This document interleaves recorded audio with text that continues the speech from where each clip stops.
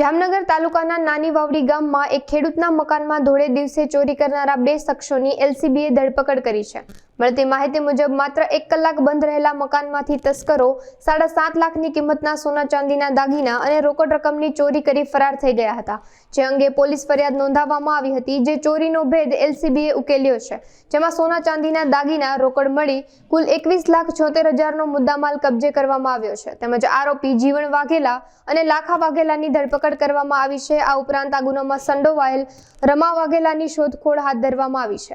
જામનગરના કાલાવાડ તાલુકાના નાની વાવડી ગામમાં 3-4 દિવસ પહેલા એક ચોરીનો બનાવ બન્યો હતો અને જે ચોરીનો બનાવ હતો આ ચોરીના બનાવની કાલાવાડ ટાઉન પોલીસ સ્ટેશનમાં એફઆઈઆર દાખલ થઈ હતી અને આ એફઆઈઆર આધારિત જામનગર પોલીસની એલસીબીની જે ટીમ છે, એલસીબી પીઆઈ લગારિયાના નેતૃત્વમાં સરસ રીતે કામગીરી કરીને અને આખો જે ગુનો છે આનો ભેદ ઉકેલ્યો છે।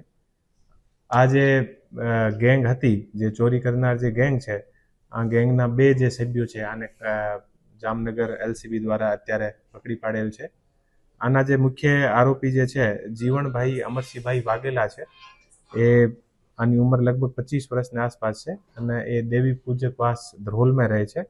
અને બીજો જે આરોપી અત્યારે પકડાયો છે આનું નામ છે લાખાભાઈ વિનુભાઈ વાઘેલા, આની ઉંમર લગભગ 23 વર્ષની આસપાસ છે અને એ પણ દેવી પૂજકવાસ ધ્રોલના નિવાસી છે। એક આરોપી પકડવાનો બાકી છે જેનું નામ છે રમાબેન રાજુભાઈ વાઘેલા, એ પણ દેવી પૂજકવાસ ધ્રોલના નિવાસી છે।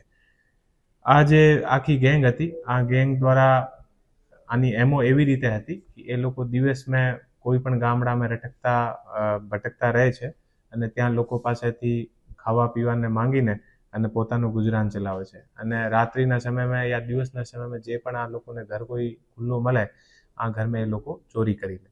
આ રીતે જે આપણે નાની વાવડી જે ગામ હતો, આ ગામડામાં જે ખેડૂત પરિવાર હતો એ પોતાના ખેતરમાં કામ કરવા માટે ગયા હતા અને પાછળથી એ લોકો દિવસની આને ઘરમાં ચોરી કરી હતી।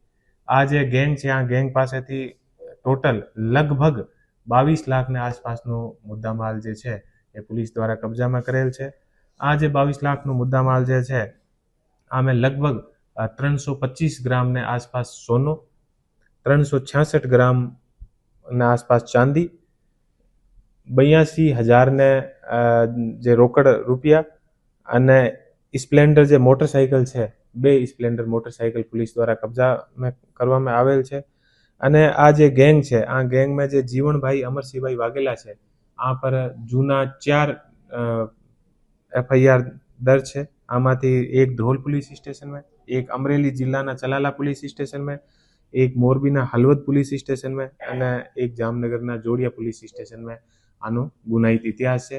અને એ જે લોકો છે એ આખા દિવસ રખડતા ભટકતા રહે છે અને પછી કોઈ પણ ઘરમાં એ લોકો આ રીતે ચોરી। અત્યારે આ ગેંગને હું ફરીથી એક વખત એલસીબીને હું બધાઈ આપું છું કે સરસ રીતે આ ગેંગને પકડીને અને એક જે મોટો ગુનો એ આ લોકો દ્વારા આચર્યો હતો આનો ભેદ ઉકેલ્યો છે।